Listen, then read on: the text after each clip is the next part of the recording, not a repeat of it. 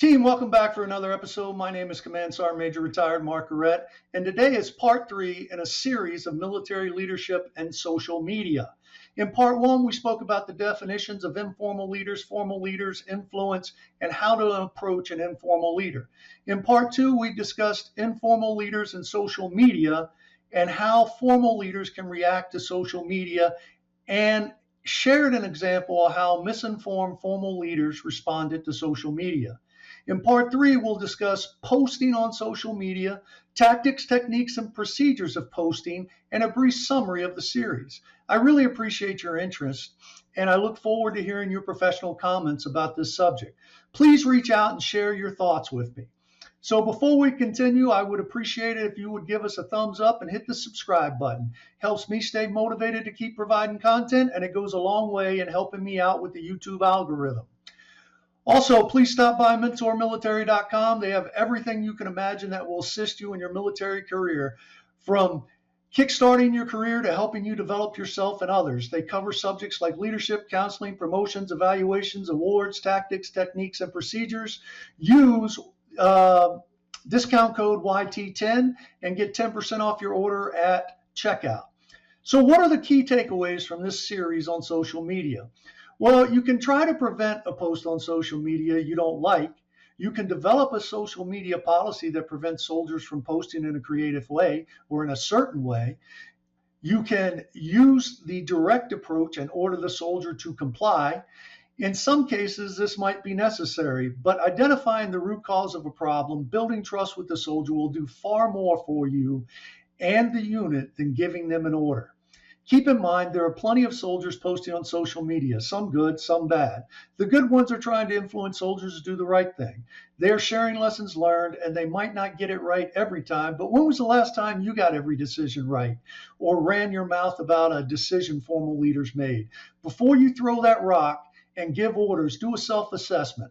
Why are you upset? Was the soldier really wrong in making the post? Did the soldier feel like it was their last resort to get help? Was the soldier just venting? I am sure you vent to others, but maybe not on social media. Are you jealous of the influence the soldier has on social media? Or is it a combination of some or all of these factors? Know yourself and seek self-improvement. This was a leadership trait the Army taught during my time in service. When you apply this trait to any problem, the outcome you get tends to be very positive. Keep in mind, I'm old school and I'm trying to learn a new trick. Social media influencers posting in uniform, in my humble opinion, is wrong, at least to me. You are giving the impression the Army is supportive of anything you post. Don't air during laundry unless you honestly feel you need to and you have no other way. Yes, unfortunately, those situations do exist when the chain of command is silent to a soldier's problem. Remember, there have always been informal leaders. It's just that today they can reach a vast number of people with one single post. Before you post, ask yourself a couple of questions. Have I tried to solve this problem? Will I make my post in a professional manner? Are you fighting someone else's fight? Do you have all the facts? I honestly get it. I have felt the same way coming up without social media. Where do I go? How do I get help? How do I solve my issue? Usually you have a leader somewhere in the chain of command that wants to do what's right. My rule of thumb is when you get 2 levels above the problem, emotions tend to be removed from the issue, and usually you obtain a reasonable solution. Before you post something that is not flattering to the Army, do your best to resolve it at the lowest level possible. Then, if you feel absolutely necessary and feel there is no way out, consider making the post on social media. The decision is yours. Just be careful. There could be attempts of retaliation because of your social media posts. Exercise caution and be professional and reasonable. If there are attempts at retaliation, report them. To those social media influencers out there that are sharing lessons learned, trying to solve problems and make the Army a better place, don't be discouraged. Keep up the excellent work. You're doing well. When you see a soldier's post on social media, consider reaching out to the soldier and see if you can help them solve their issue.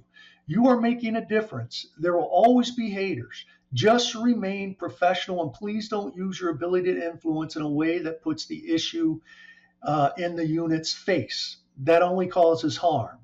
You can call them out by attempting to communicate in a professional way and by asking for their help and assistance. Honestly, some of the leaders may not even know they are the issue. Remember, the choice is yours to post or not to post, to be professional or unprofessional. Ask yourself these questions before you post. Do I have the facts? Is my post going to help the issue and or soldier or harm them? Remember, if it is an issue, your post may go viral, and the next thing you know, the Sergeant Major of the Army, the Chairman of the Joint Chiefs might see it, and any leader in between. If you're going to post an issue, set yourself up for success, be the voice of reason, hope, and change. I know there are a lot of you that will not agree with what I've discussed at all. All I ask is that you think about what I said. Use what you can use. Ignore what you believe is not for you. Send me your comments. I really want to know what you think and other methods of working through these types of situations. Please keep your comments professional so I can share them on this thread. I am always open to learning. If you provide me information, I will do my best to do a follow-up post on this subject. I would also enjoy doing interviews with our social media influencers to get their take on things. Don't forget to give us a thumbs up and subscribe to the channel. Until next time, stay safe and stay healthy.